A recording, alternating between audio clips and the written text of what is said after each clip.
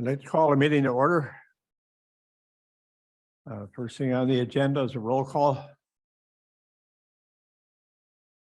Busse, Here. Mika, absent. Vitek, Yep. Huber, Here. Shooty. Here. Carl, Here. Weiner. Murdig.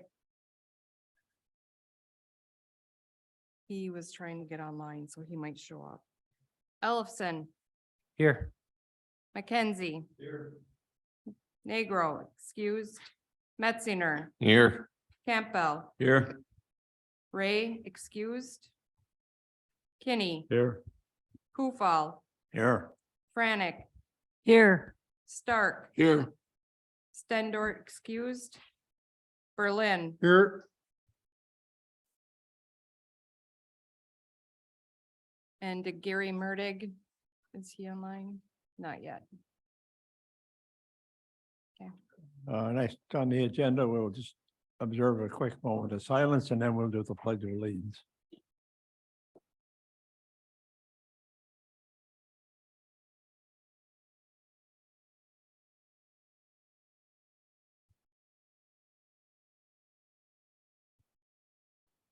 Please stand for the pledge of allegiance. I pledge allegiance to the flag of the United States of America and to the republic for which it stands, one nation, indivisible, with liberty and justice.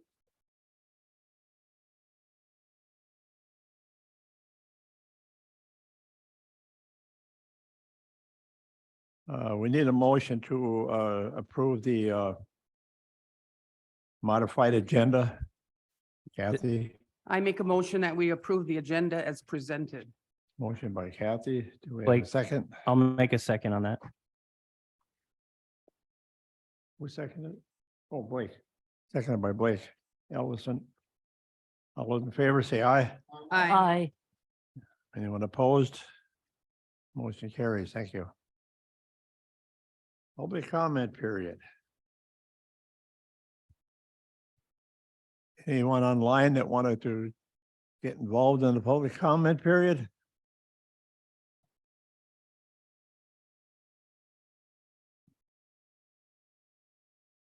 Hearing none, we'll go on to number 4. Appointments.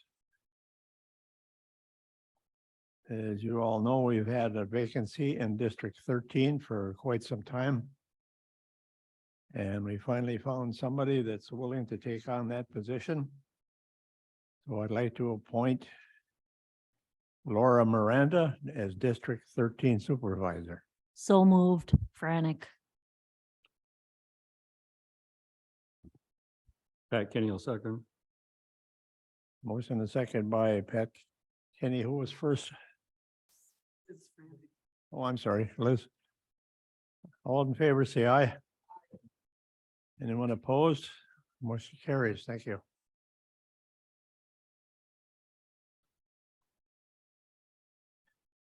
We go to 5A, approval of February 7th, 2023 county board minutes. We need a motion. I'll make a motion to do the minutes as a. Motion made by Rich Huber. Seconded by Louis Carl. All in favor, say aye. Aye. Anyone opposed? Motion carries. Thank you.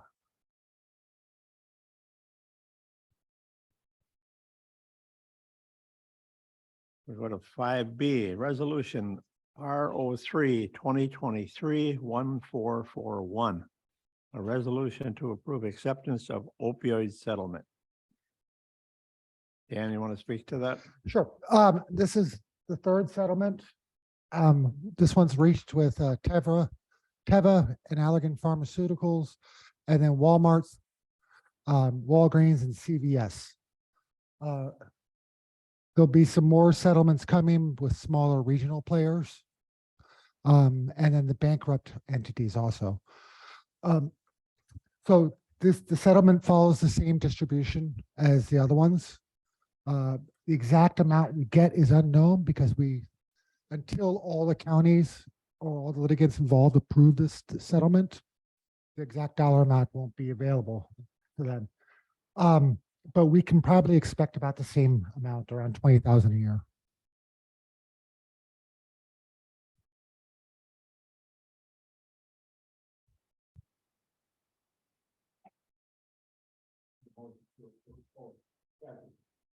Dan, is this when Charlie Orman and I went down to Wisconsin Counties Association and they talked about this class action lawsuit? Is this what we're talking about? Yes, this is, yeah. So there's been settlements against some of the manufacturers already and Right. distributors.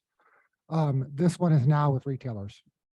Okay, because Charlie and I were down there and It's they the same thing, yeah. It's taken Yeah. about 6 years to come to this point. And where did we learn this at? The Wisconsin Counties Annual Meeting, Yes, you did. period.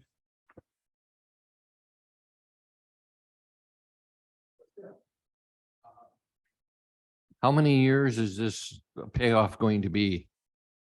Each one is different. Some are 5 years, some are 7 years. But what is this one? 5 years? Each one, there's 5 different entities, have a slightly different payback. So we're going to get about $20,000 for Well, 5 years? On the annualized basis, yeah.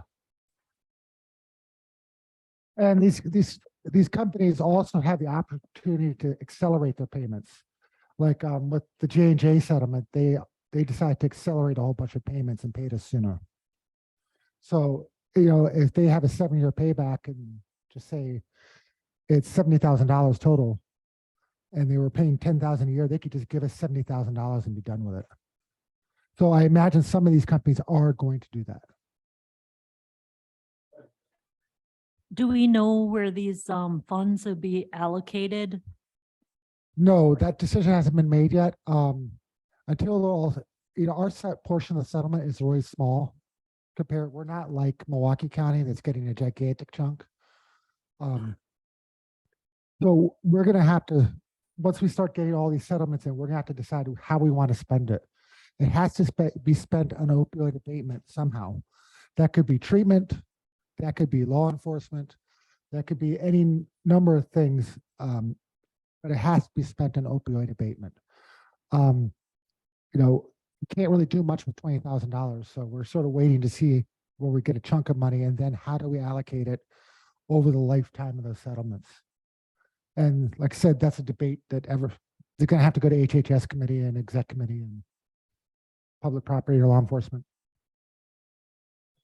I'll make a motion that we approve this settlement with those 5 drug companies. I'll second that motion.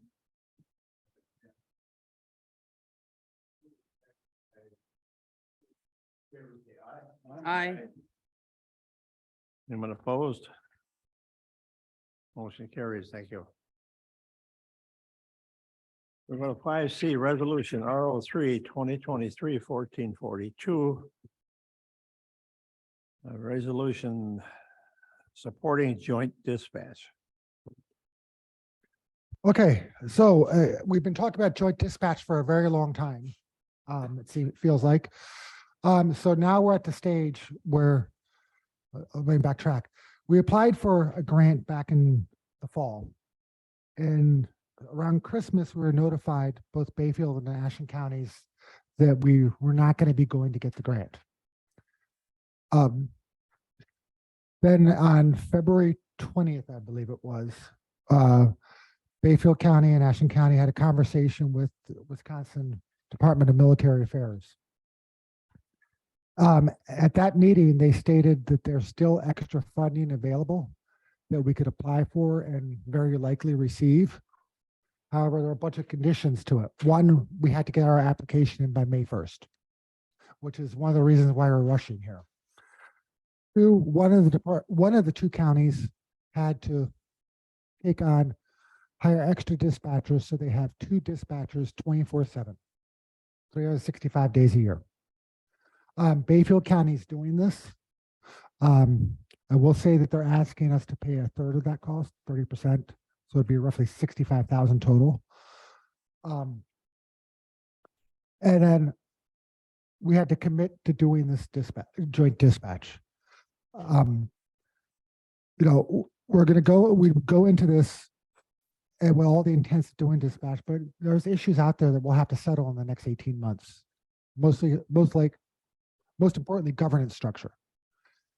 Is it going to be a department under Bayfield County? Is it going to be a department under Ashland County? Is it going to be an independent corporation altogether that both counties contribute to? So those are questions that are going to be settled. We'll have to settle down the road. But we are lucky that we have Stacy Banker from Mission Critical Partners, who was our consultant in the feasibility study, is online to help explain the next steps, and as is Megan Corridor from Bayfield County. So Stacy, would you like to say something? Yeah, sure. Hi, everyone. So the next step in this that we want to move to and rather quickly in order to meet the May 1 deadline is to develop a implementation plan. I talked about that briefly when I was on site there, that would be the next step in the process. The implementation plan basically builds off of the comprehensive feasibility study that we did and allows us to map out how to implement and execute the consolidation. It's basically a project management plan, honestly. It includes goals and objectives and dates, maps out the governance, the organizational structure. Also, we determine what the exact staffing levels would be to provide a minimum of 2 on duty 24/7, which is, what the state wants and what the 2 counties would need to have as a minimum. And we map out their technology path forward and how they would consolidate any of the systems that they have and leverage the infrastructure that they already have in place between the 2 agencies. And we would map all that out in a document that it's actually written in first person, so as if the counties wrote it themselves. And it gets delivered in a Word document with some other supportive tools that you all can use to educate staff and stakeholders in the community on the consolidation. And really, the project manager that would be assigned to oversee the consolidation, they would be able to take that document and use that as a roadmap forward. And this is really what DMA, the Department of Military Affairs, is requiring as the next step in the process, is that they want a commitment by both counties. That's what they're asking for, to be able to apply for the grant, as Dan mentioned. And they're also looking for an implementation plan that includes a couple of requirements they have that relate to technology and organizational structure. So that would be the work that we would be doing over the next several weeks. This would be on a fast track. We've had conversations about this because we did such a comprehensive study on the feasibility study, and staff did a lot of legwork with that. We've really made a lot of progress with some preliminary decisions. We feel confident that we can do this within the next 6 weeks and get this turned around to be able to meet the May 1 deadline to apply for that grant. I can take any questions unless we want to hear from Megan as well. Megan, do you have anything to add before we take questions? I'm here for questions, or if there's any concern about why would this be advantageous, I can explain that too, but I'll wait to see where the feelings are and questions.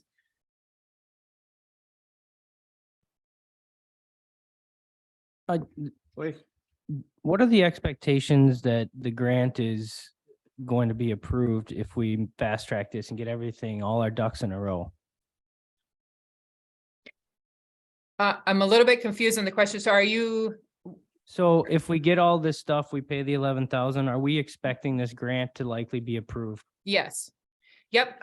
So not only did we have a meeting with Jessica Jimenez and Eric Fiel, who is the head of OEC, virtually, I had the opportunity to meet with them directly one-on-one at the Wisconsin Emergency Management Governors Conference this last week. They don't see a problem with it. And they said that if our project is more than the funding that they have allowed, we can reapply before the next go around, which they anticipate will open up in July. Thank you. Liz. Have we seen this work in other areas? Have we seen how it works? Not in Wisconsin. We are pioneering this sort of thing in Wisconsin. However, there are counties in surrounding states that have done this exact thing. And we come in it a step ahead because Ashland and Bayfield County already work very closely together. Our dispatch centers share a computer system or a CAD system, and Ashley can speak to that. But we've always had a long-standing working relationship between our dispatch centers, and we share jurisdiction in the Bay, things like that, where other counties who work entirely independent had it a little bit more difficult than what we would have it. So I cannot say to the success in Wisconsin, but I can say to the success in Minnesota and Michigan. And Stacy might be able to help with that. Yeah, I mean, this is really work that we do across the country. Consolidation and regionalization is, it's fairly popular. There's many agencies that have done this, both mandated and unmandated. Although it's not been mandated by the state of Wisconsin, it's definitely being encouraged, and the DMA is really managing that through incentivizing consolidation for these grant awards. There's some things that they would like to see be achieved, reducing the number of 911 centers or PSAPs in the state of Wisconsin, a minimum of 2 on duty at all times. And they would also like those centers to be in a position to be able to provide emergency medical dispatch, across the state. So they're doing that through these grant awards. And I agree with Megan, based on the conversation that we had with DMA, very positive. They want to use these counties and this project. I think this checks the box of why they offer these grants in a number of areas, hitting all those points that I just talked about as far as what how it can help you all in both counties improve the emergency response and streamline your operations and improve your operating efficiencies, while also improving the environment with being able to have more than one dispatcher on duty at a time when the consolidation is complete. Yeah. I just want to say that joining services, and whether it's dispatch or any other service, is one of the carrots that the legislature is likely going to hand out to counties and municipalities. They do want more joint services. And so there may actually be more state money in the budget if we do this too, but one never knows what the legislature will do. Go ahead, Matt. Yeah, I guess if both sheriffs are in support of this, I think this holds a lot of hope for both our counties, and this is the way to look. That dispatching job is probably one of the most difficult jobs we have in the county, because when things go south, they're the ones that have to deal with it, and it takes a special person to do that. And we're having a hard enough time finding just general law enforcement, let alone some of these behind the scene jobs. So I think this is a great opportunity, and there's no reason we shouldn't explore this. Thank you. Bill. If this is passed and we got the money, how soon before it goes into effect, how long will it take to get everything rolling? Implementation will take approximately 18 months, give or take, probably more, a little longer, but. Clarence. We've done a lot of work on this already and didn't get the grant funding in the first phase. So I think it makes sense to go ahead and proceed and try to get this grant, which they say is probably likely that we'll get. And looking at this letter, this $11,000 can be refunded through the grant once we get the grant anyway. So it's a no-brainer to me. Correct. Mike. I'd like to make a motion to move forward with this joint dispatch with Bayfield County. All right, we have a motion to approve this resolution. Do we have a second? Bill? I will second that motion. All right, we have a second motion and a second. Just one quick question before we vote on this. In your estimation, and in just a few words or less, what is the advantage of Ashland County doing this? To the moderator. Yeah. Basically, that question's to you. Is that question to me from Mission Critical? Yeah. Yeah, okay. I believe that this will improve the emergency response in both counties. I think that over time, it's also going to improve the staffing levels. Right now, both of these 911 centers are competing against each other for hiring the same staff members. It's a limited pool that you have out there based on the populations. And they already have a great working relationship. They have some shared systems in place. They are ideal candidates for this. Everything is outlined in that feasibility study that we did. That was a really good experience with both sides. They're ready for this. You've been talking about it for a very long time. The ultimate goal, though, is always to improve the emergency response. I think over time, there'll be some cost savings, that will be gained through operational efficiencies. But just being able to improve, share information, exchange information, because they have contiguous borders. And also that emergency medical dispatch piece, with your neighboring county. You guys could be passing through Bayfield and not receive that same level of care that you have in Ashland, because they don't provide emergency medical dispatch. So, and you have a lot of overlap there between the two counties. So I think it's good for both of the counties. I think you're going in the right direction with this.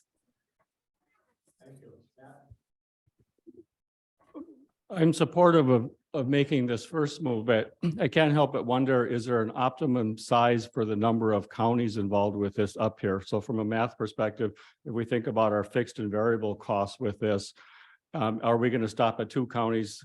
Previously, someone mentioned perhaps adding Iron County. One of the people speaking mentioned regionalization, and I don't know how big regionalization is.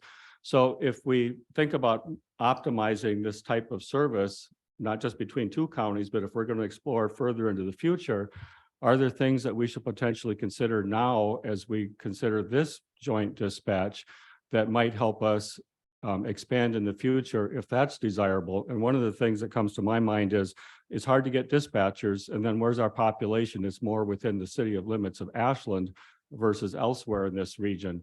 And so should we take a harder look at where this is located, in part based on the potential for future expansion? And I don't know what considerations really need to be made in terms of future expansion or not. So it sounds like we have the technology to expand. Regionalization suggests that, but I don't know what other factors would be considered in terms of how far this might expand in the future.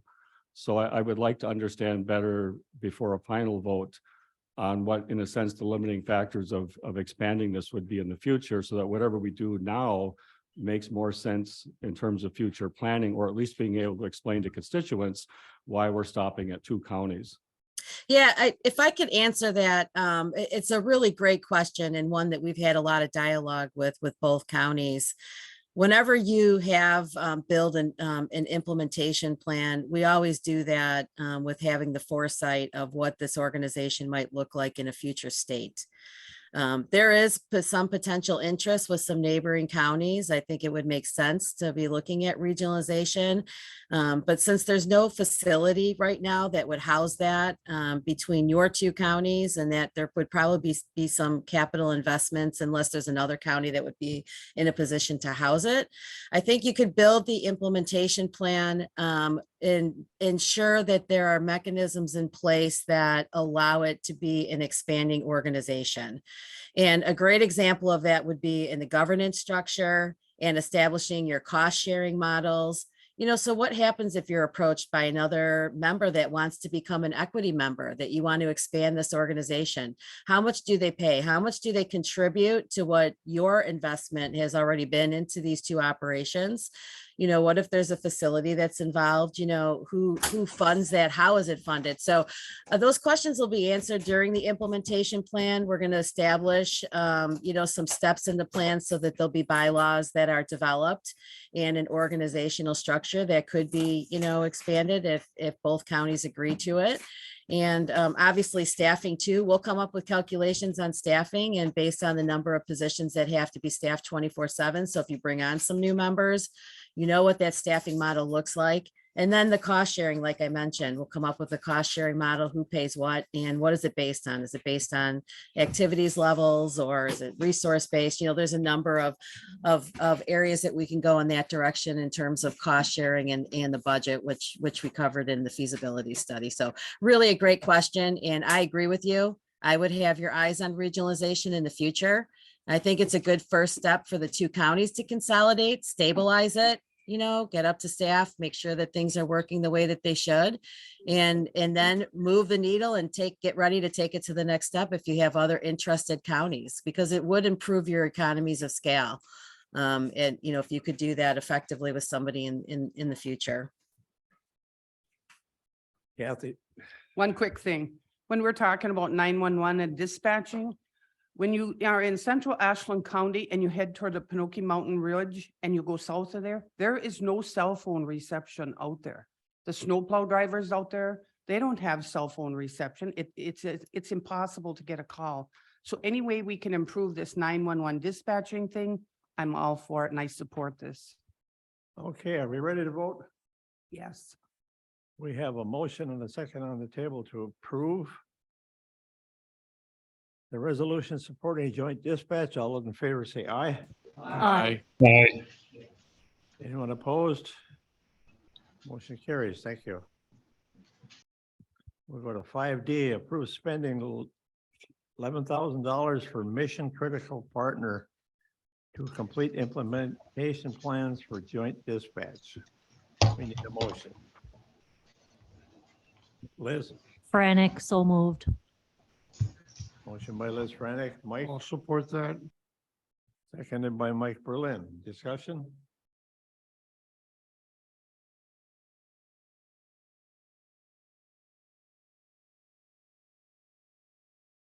Hearing none, are you ready to vote? We have a motion and a second to approve. All those in favor say aye. Aye. Anyone opposed? Motion carries. Thank you. Thank you, Stacy. Thank you, Megan. Thank you, everybody. We'll be in touch. Thank you. We're going to 5E, resolution RO3 2023-1443, approved county hazard mitigation plan, FEMA addendum. So, Mary Jo, do you want to make a very brief statement on this? And we have Kyle Magera from Wisconsin Wetlands Association to answer any questions online. Just.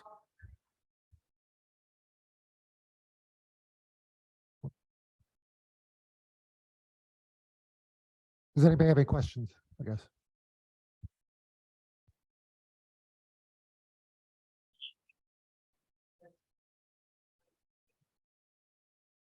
Kyle, can you give us a brief explanation of what the resolution is for? Yeah, thank you. Morning. My name is Kyle Magera. I'm a local government outreach specialist with the Wisconsin Wetlands Association. So we served as the project manager for the FEMA grant, which the main outcome was an addendum to the county hazard mitigation plan. So this lays out in the Marengo River watershed, looked at vulnerable infrastructure and the sensitivity of the drainage network to excess erosion and sediment. So it helps document the different hazards and will increase the eligibility of the towns when working with FEMA, either pre or post disaster. So the addendum lays it all out. I can provide some maps on a screen share if there's interest, or it can be available to answer any questions, but the resolution is to approve posting the addendum online in tandem with the county hazard mitigation plan.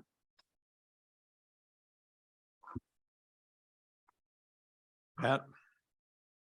This is Pat Kinney. I've got a question. It's on page 4 of the document. At the top, it says watershed context, unstable erosion prone landforms.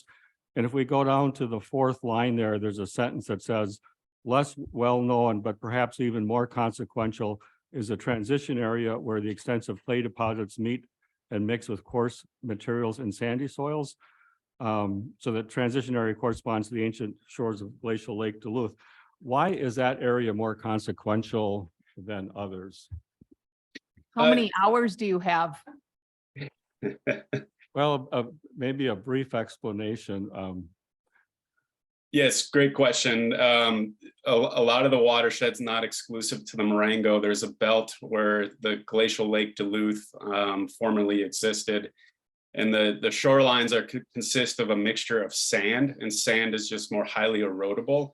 So with that sand subsurface, you have a tendency for when a flood hits, that water is not only going to move quickly and cause gullying within our drainage network, a lot of that flow moves very quickly underground through groundwater.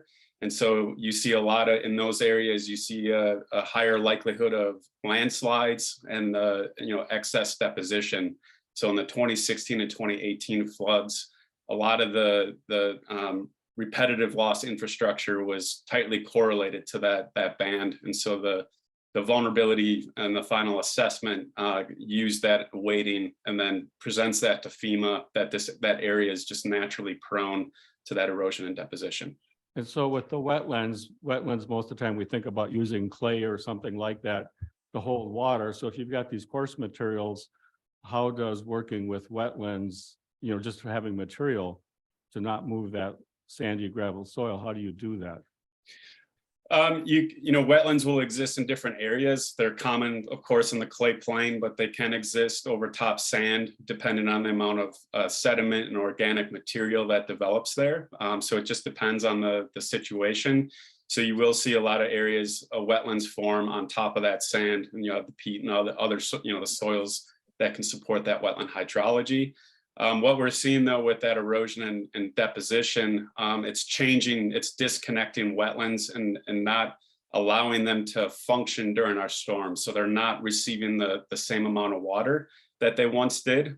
So there's a lot of opportunity to look at the existing natural infrastructure and find ways to improve its functionality. But there are opportunities to work both in clay and sand. And I'll also just add that the area of the county that we're talking about is really from Highway 112 down to County C.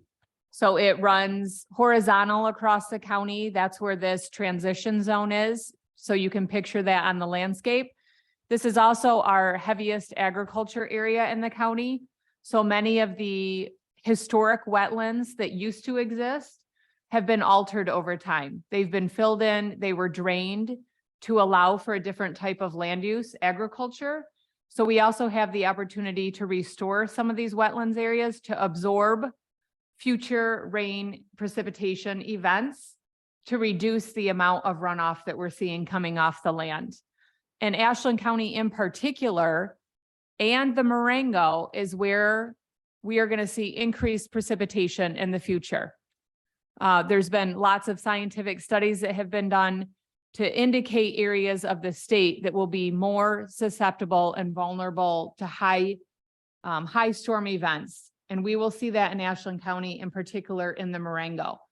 So we have that coming, and we have this transitional area, and it will cause us or lead us to determining what are the things that we can actually do on the landscape to better prepare ourselves for the future.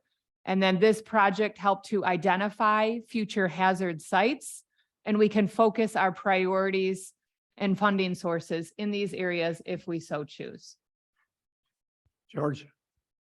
I'd like to ask whether this plan or a plan similar to this in the Marengo watershed or similar watersheds has any long-term significance in improving the feasibility of the long-term restoration of rail service to Ashland through that watershed.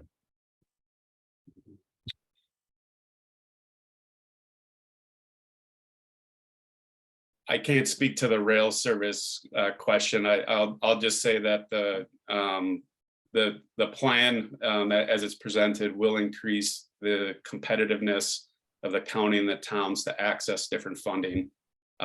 However, the rail service question is outside of my expertise. I'm unaware of that.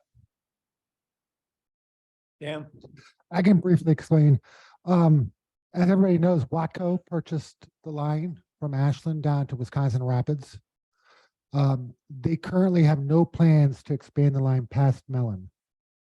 And that's largely because there's 3 bridges washed out. They are extremely expensive to repair. I know they are looking at getting federal infrastructure dollars to consider it, but at this point, there are no plans. And I wouldn't expect any for a couple of years yet. I just got a question. Are you looking at like the Glidden area too for the watershed and everything? because I can guarantee you, Highway 13 is gonna flood this spring. And we're gonna have washouts all over with all the snow we have and everything. And if the rains, it's gonna flood. I guarantee it. Up until now, this project has focused primarily on the Marengo River watershed. So there's been a number of grants that we've received and about 3 years worth of projects and research have gone into this. Are there opportunities to expand future projects in other areas? Yes. Most of the money that we've received is specifically tied to the Lake Superior watershed. So any streams, rivers that are within the Lake Superior watershed, which is basically from Mellon north. There's millions and millions of dollars available for funding right now, like we've never seen before. So we've been focusing efforts in the Lake Superior watershed and in the areas that have been hardest impacted during some of these previous flooding events. And this particular grant that Kyle worked on with Dorothy Tank, this was the first time that this grant was ever awarded in Wisconsin. And it's an advanced assistance grant, which means that you worked on projects before an emergency occurred. So this is identifying future hazard areas that we will now be able to receive funding to address those types of issues for the future. I'll just add that one of the goals and strategies is to expand some of the assessment and inventory work to other parts of the county, including in the southern half. So if there was interest, there might be ways to reference the addendum to help receive funding or support to look at some of those other areas. Bill? Is it too late to add the Glidden area? Would it be too much work or too much expense? How much more expense would it be to add the Glidden area? Because every time Glidden floods, every time and this year it looks like it's going to be yeah. So, but is it too late so that we can't do nothing this application? For this particular plan addendum, that the pilot assessment was for the Marengo. But there are the strategies that are laid out are relevant to parts of Glidden. So if there was interest in doing an assessment down in the Glidden area, it would require pursuing some grants or some other support to help do that. But this addendum as presented could be used as a way to help justify that and create rationale. You could also use the hazards, the erosion hazards, and the disconnection that's been happening as a way to apply that to Glidden. But as of now, that to replicate what we did in the Marengo, that would require extra funding. Yeah, and this was a couple years worth of field work and on the ground projects to identify all these sites. And that has been completed and it's in the report. So if you're asking just to add Glidden in, that would involve field work, assessments, researchers. That would be a process. So what Kyle's saying is we could consider that for a future project, but at this point, there's no way that we don't have that information, so we can't just add it into this existing plan. Go ahead, Liz. I'm not sure if this is relevant or anything, but I'm just asking, is this project aiding farmers to plant things that are more apt to not erode the soil? Or are we helping them around their floodplains to plant things? And is there anything that helps the soil stay together more? Good question. The plan addendum does encourage consultation with farmers and landowners to understand how water is moving through their properties and to identify opportunities to help to manage that water in a better way. As I mentioned, there's a lot of edge of field opportunities. There's the Marengo and many of those other steep watersheds. The ravines, they're just energizing that water and sending excess sediment down. So there's ways to look at those ravines and ways to help manage water as it enters those areas. It also acknowledges that there could be other things to improve soil health. It's not, it was intentionally not prescriptive because it's going to be up to working and collaborating with the farmers to understand what's going to make sense for their operations. And it's not specific to farmers, it's all landowners. So we're also working with other private landowners, forested landowners, farmers, agriculture owners, townships in road areas that are prone to competitive loss or washouts. So it's not exclusive on who is involved, but there are a number of different types of education and conservation practices that are available to be utilized throughout the watershed. John?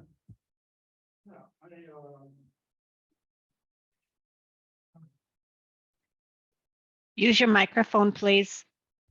I'm on the land and zoning with, land and conservation with Mary Jo here, and I think that if I got together with her, we can maybe work on some issues like Liddon has and stuff like that. So I think that I could be on a committee with her and work with her.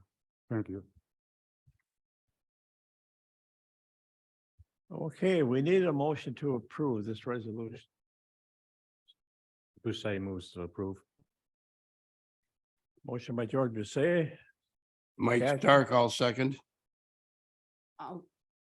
Who seconded it? Mike? Seconded by Mike Stark. All in favor, say aye. Anyone opposed? Aye.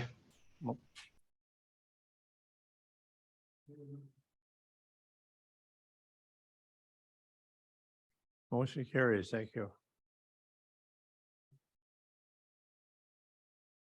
Okay, we'll go to 5F, Resolution RO3 2023 1444, approval of Ashland County Species and Habitat Conservation Agreement. I can't believe we have a resolution to save the bats. So Chris Hoffman is here to talk about bats. Good morning. My favorite topic is bats as well. U.S. Fish and Wildlife has labeled the northern long-eared bat and the tricolored bat as endangered. They're looking at the little brown bat for listing later this year. They've identified forestry and logging as a potential impact to bat reproduction. In order to minimize our impact on bat populations, the state has worked to develop a bat habitat conservation plan. This plan puts some minimal sideboards on the work that we do in the county forest. And as a result of signing on to the conservation plan, we get included in an incidental take permit. So if through our day-to-day forestry operations on the county forest, we happen to harm or displace a bat, we're protected from the Endangered Species Act. This resolution that I'm asking for your approval on allows us to participate in the state bat habitat conservation plan and puts us on the incidental take permit. That's the short version. If there's any questions, I can try to answer them. Matt? I'll move to approve. We have a motion to approve by Matt McKenzie, seconded by John Wayner. All those in favor say aye. Aye. Aye. Anyone opposed? Motion carries. We saved the bats. Thank you. Now we're gonna go to 5H, Resolution RO3 2023-1445. Resolution providing for the issuance, sale, and delivery of a $170,000 general obligation promissory note, Series 2023 of Ashland County, Wisconsin, establishing the terms and conditions, therefore directing its execution and delivery. Dan, you want to speak to that? Yes, so the Snowmobile Alliance is purchasing a new Tucker. And Pat Doust is here to answer any questions you have. Historically, in the past, the county's assisted them with purchasing large equipment.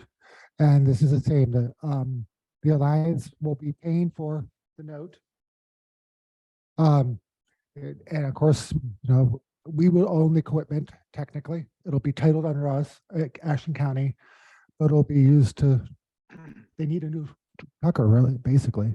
And Pat, you want to have any quick comments or answer questions?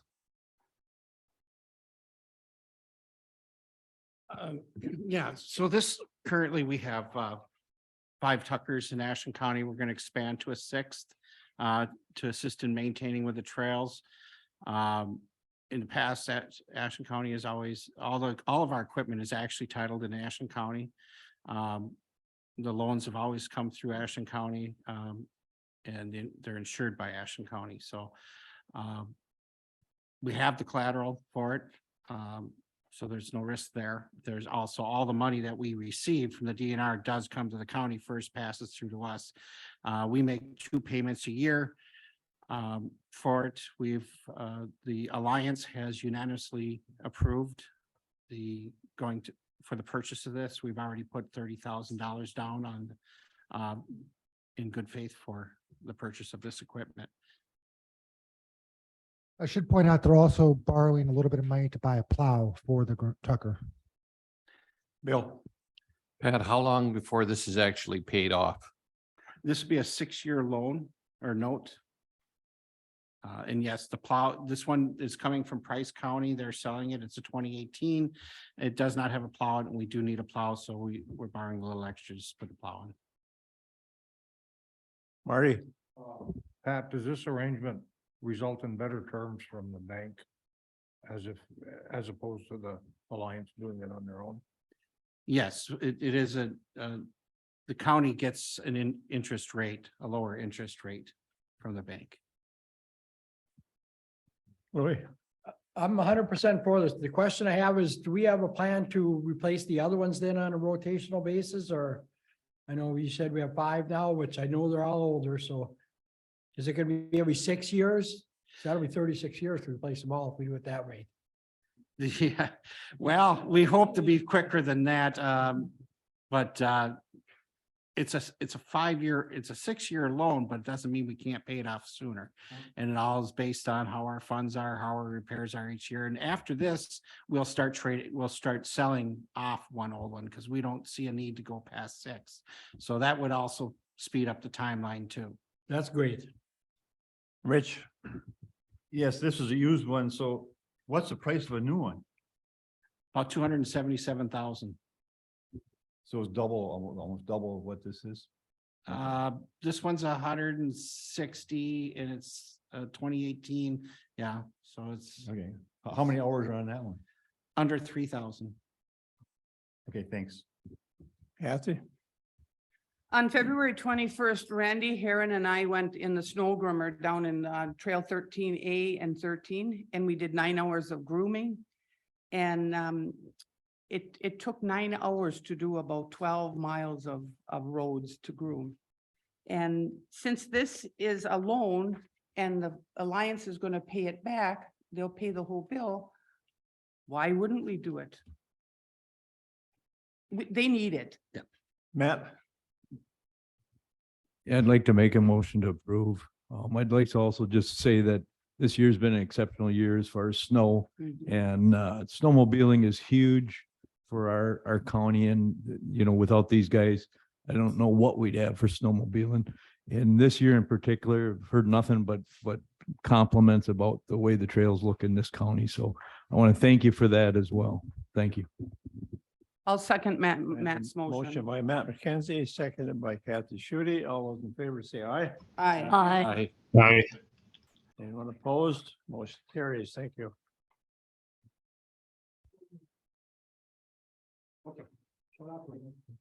Thanks, Pat.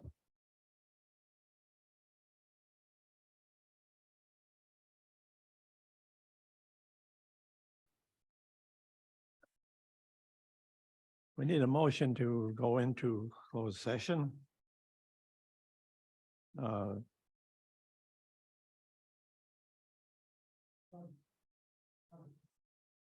we have a motion? Abusay moves to a closed session. Who made the motion? Clarence? George. And Clarence, wait a second.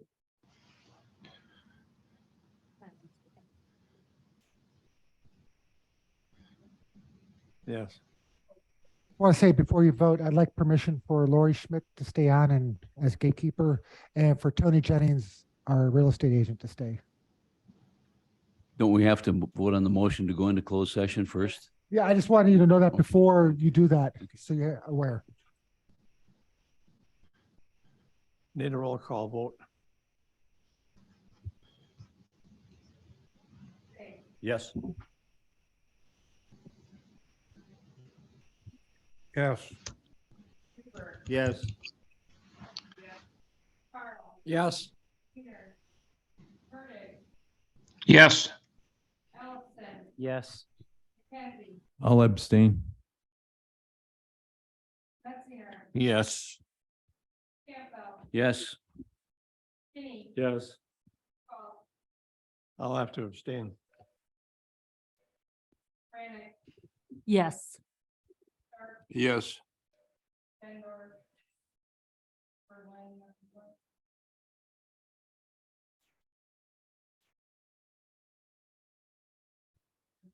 Okay, we're in closed session Oh, hold on one moment, please. and open session. Lori, can you please let everybody in the waiting room in? We're once again in open session to take possible action on the closed session discussion, offer to purchase 514 Main Street West building. Mike? Do you want to comment? Yeah, if nobody objects, I can address some of the concerns that you may or may not have. The city's intention is to look at putting this building back on the tax roll. Also, we have a Main Street program, and one of our goals is to help develop our Main Street into a more viable Main Street. And one of the things we're looking at doing is hopefully having that space turned into retail or restaurant. One of the things that doesn't do as much good, quite honestly, is personal office space. What happens is at 4:30, 5 o'clock in the afternoon, those offices close, and there's no reason for people to come to those places, to frequent other downtown businesses. So that's the value in not having, small offices in the bottom as on the first floor.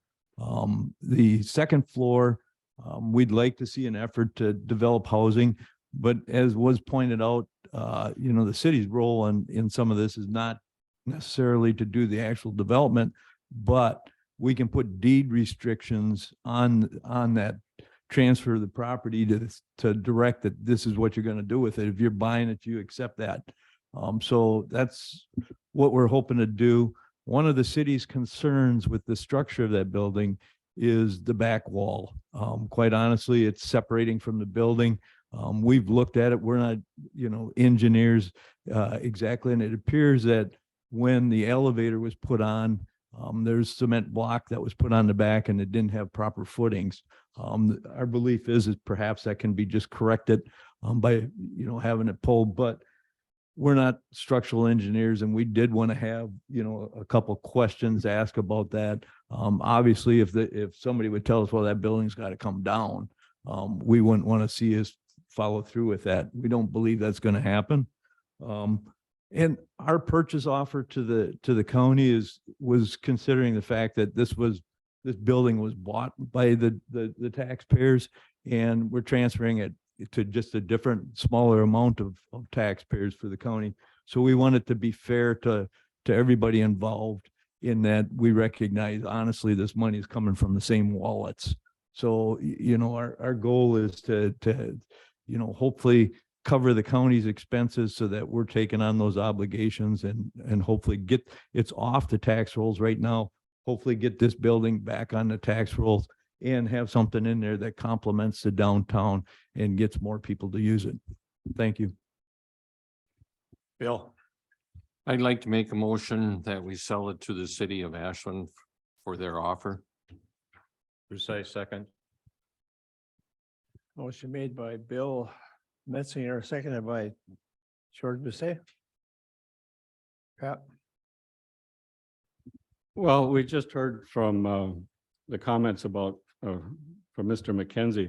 The idea of pulling that wall back, sure, you can pull something into a position, but there's a branch of physics called statics. It's used in engineering.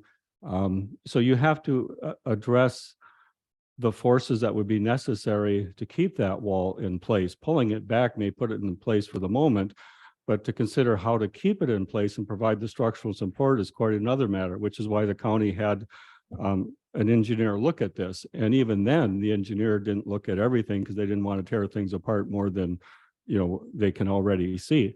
And so pulling that wall back, I would have a hard time seeing that as a long-term solution and fix, giving the reasons why that wall is moving.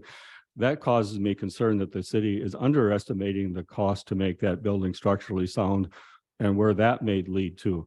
My preference would be to further explore the other offer from Potato River to see what they would be willing to offer, but also I think quite importantly to understand if they have the expertise with whoever they're going to have work on the project to understand the structural problems to restore that building so it's sound for the long term and not something temporary. If this building is redeveloped in a way that's not structurally sound, I think certainly there'd have to be liability issues considered, because if the city is going to make a representation that that building is structurally sound to be reused for retail and living quarters on the upper level, that would concern me. And so I think the city is underestimating what's necessary. And so I'd still rather explore the Potato River offer and see who they have for experts and what they can offer. I think just my thoughts on this. I think we're overanalyzing this. If we sell the building, those things that you just mentioned is none of our business anymore, not our problem anymore. It's a developer problem. So I don't know if I'm in a position to make a recommendation, but I think we should sell it. Marty? I was just gonna ask Matt if he knows that if this becomes a commercial development, will it require state approved plans to do the building? I guess I want to make sure I heard you correctly, Marty. My hearing is not so good. Did you ask about if we would need state approved plans? Is that? If a commercial development, would it require state approved plans? I want to say one of the first roles within the city government, and it's the same for county government, is human safety. And we do not want to do anything that wouldn't be safe. So, you know, that's our number one concern here is whatever we do, it's got to be safe. And that's our intention. We as a city are also eligible to get some additional grants that, you know, different people can't get, that can help us do some of this work so that it, you know, doesn't come at, honestly, at you know, this low level taxpayers. Obviously it's coming from higher, you know, deeper pockets. So, you know, our goal is to take that building and make it safe again and have it as usable retail or restaurant, ideally, maybe with some housing units up above it. In a perfect world, that's what we hope to get to. And if we can do that with deed restrictions and transferring it, we're going to do that. I was just gonna say, if you're using grant money of like federal or state, a lot of times that's one of the conditions they put on it, on the money, yeah. Correct. Bill? When we do vote, I would ask for a roll call vote. Didn't make a motion, did we? No, I just wanted to answer Mr. Vitek. Yeah, the commercial plan would require state approved plans. Okay, you ready to vote? Sure, John?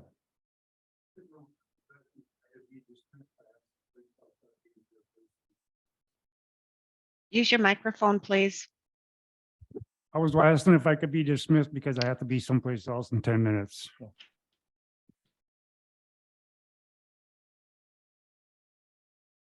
Are you ready to vote? Let's do a roll call on this.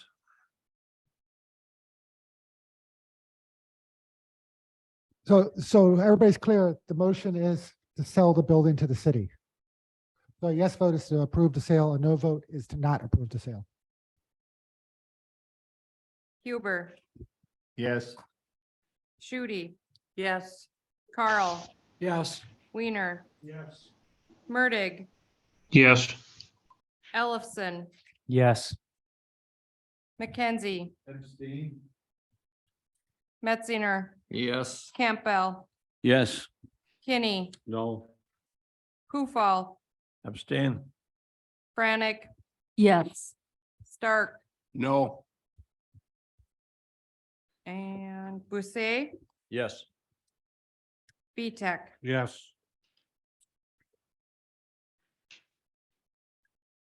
11 yes, pass. Motion carries. passed. What's the total? 11 yes. One no. Yeah. So the vote was 11 yes, 2 no, 2 abstentions. Okay, then we're gonna go to number 8. Reports and updates by the administrator. Okay, so as most of you know, I was in Madison last week for my WCA event. I spoke to our legislators quite a bit and other legislators. And the entire state legislature knows exactly what's going on with our taxation issue in Sanborn. They are actively working on a solution. And that solution entails making the all 4 counties whole. That's Ashland, Bayfield, Vilas, and Sawyer, making all the towns whole, making all the school districts whole, and refunding the tribal members who paid what is now illegal taxes. So the total cost of that is about 5.8 million. So so I am pretty confident that we'll get a solution that will take care of the past. And they're going to have to do something to take care of the future too, especially with Sanborn and the town of Russell in Bayfield County, because their tax rates have just gone through the roof. The governor has proposed that the counties for shared revenue, get 20% of all the state sales tax. So that number has historically gone up every single year, including during recessions, except for maybe 2008. So that would be an increase in source of revenue for counties that we would get. It's unsure how they're going to do it, how far the look back period is going to go. So say they enact it this year, are they going to base it on 22 numbers? They enact it, or is it going to start next year based on 2023 numbers? All those details have to be worked out. But there's a very broad recognition in the legislature that something has to be done to increase revenues for counties especially. Are they going to ask for certain concessions? Yes, they are. The one example that's always put out that doesn't affect us, but is they're going to force the city of Milwaukee and the county of Milwaukee to go into the state retirement system because they have pension funds of their own that need to be bailed out. So yes, they're going to do that. They're going to force those communities into the state pension system as a condition of the bailout. For us, it's going to be, they're going to incentivize to do things like joint dispatch, where we will get incentives to work with other counties or other municipalities to combine services to provide better efficiency. They're also looking at allowing us to raise the sales tax by 0.5%. So that would be a lot of money for us. That'd be a couple million, well, $1.7 million for us annually. Now they may tie some strings to that extra 0.5%. There's talk about dedicating around 40% of it to law enforcement. So we'll have to wait and see where that comes out. But it does look like there's very much a recognition that things have to be done to help out counties and that they need to take care of our Sanborn issue. So I think it was productive, and I'll be going again next month, in the middle of the month, where hopefully we'll have a little bit more clarity because the legislature will have their budget plan out by then. So I guess we're going to be trying to get a meeting with the speaker and the majority leader, especially to talk about Sanborn. We'll let WCA worry about the bigger issues. So there's a lot of moving pieces, but I think things are going to move forward pretty fast and pretty well. And I'll take any questions. Dan, thank you for working on this town of Sanborn deal, because if your taxes went from $300 for a 40 and it went up to $1,500 an acre, and that was for everybody. I mean, it was outrageous what Yeah. people had to pay, and they've already paid it. 18% increase. Yeah, that was terrible. So thanks. They liked what you did. I know. And I want to point out too, if this isn't fixed and the county ends up having to, we're going to get charged back from the town to pay off the tribal members. So that means every resident in Ashland County is going to have to pay that. Then we're going to charge back the town, which is going to bankrupt them. We're going to charge back the school district, which is going to hurt them dramatically. It's just, it doesn't help anyone. So this solution needs to be fixed for the good of the entire county and all of its taxpayers. Hey, Dan, I just had one Yes, sir. question. There was a scratch on the meeting, and I don't want to bring up a prickly topic, but the notice of claims was in there and scratched out. Again, Sure. was that just shut down because of the change in what the governor's budget did? How did that? No, that's they're scratched off because just this morning, the town delivered an amended notice of claims. I got an email about it yesterday. I talked to our attorneys and they asked us to pull it off the agenda so they would have an opportunity to look at the amended notice of claims. So it will come back on the next agenda, but our attorneys need to be able to look at it. Okay, staffing and personnel. Well, the list is on the screen. As you can see, it's much smaller than it has been. I hope this trend continues. So I think all of our department heads are doing a great job trying to keep staff around. So hopefully this continues. I got a question for you, Dick. Sure. What the devil is going on with Health and Human Services? People are dropping like flies. Well, I don't think it has anything to do with what's going on in Health and Human Services. I think it has to do with there's a lot of jobs out there and people are getting better offers. Some of the offers are promotions. Some of the offers are just much better money. They're not being hired just by other counties or the state, which a lot of them are being hired by other counties in the state. But some of them are moving closer to home. It's the market we live in, and we have, we've always made the comment, and I think I'm going to paraphrase Mr. McKenzie. We may never offer the best wages, and we may end up being a stepping stone, but it's just the world we live in. Is that correct, sir? Yeah. Essentially. Yeah, and in the case of Health and Human Services, we've lost some good people to state and regional positions, and they're able to work from home in those positions, so they don't even have to move. And they're moving for better wages, maybe better benefits, and they can stay at home. They can stay here and work in those state or regional positions. Yeah, I don't think there's anything going on at these departments that's causing people to leave. I think it's really what Mr. Campbell talked about. Bill. Have we taken any steps to replace the emergency management director? Yes, the job is posted. Job is posted. It is So right now we do not have anybody. Correct. So it's me and then Megan Corder and Bayfield County's helping. And she's actually helping look for somebody too. Blake. Just one question. We had kind of gotten through the approval of the wage study. Is that still expected for this year? Yes, it'll go to the next executive committee meeting.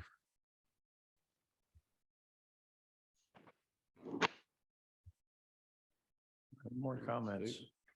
Do we know when the next county board meeting is, and how come we only got a day and a half notice? Okay, I well, mean, that's a problem. well, I know, and really the short time frame on this one was the joint dispatch thing. We had to get that done immediately, and we had just literally found out about it a week and a half before. And the second thing was the sale of the building. The offers were what they were. And we got the city's offer last Friday, I believe. So that's why it was so fast, because the dispatch thing had to be done immediately to give us time to apply for that grant. The next county board meeting should be in the beginning of April. Beginning of April. Okay, anything else, Dan? I don't have anything unless there's other questions.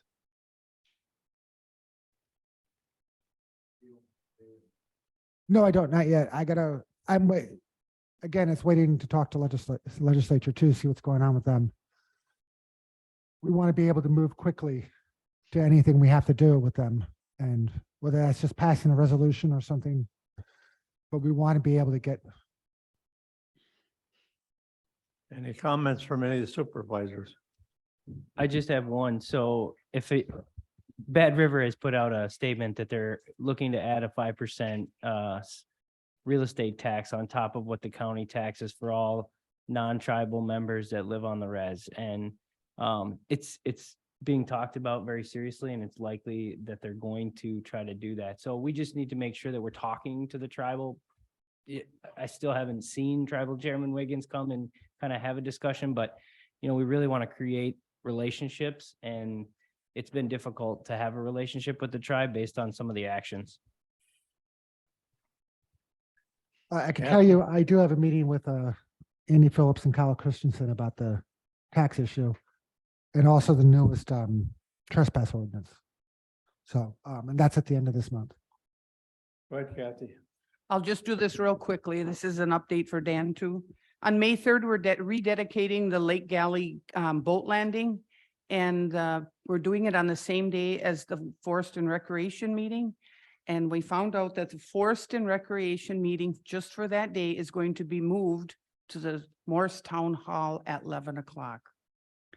And then the dedication is at 1 o'clock at Lake Galley. You're all invited. There'll be an open bar after the monthly meeting.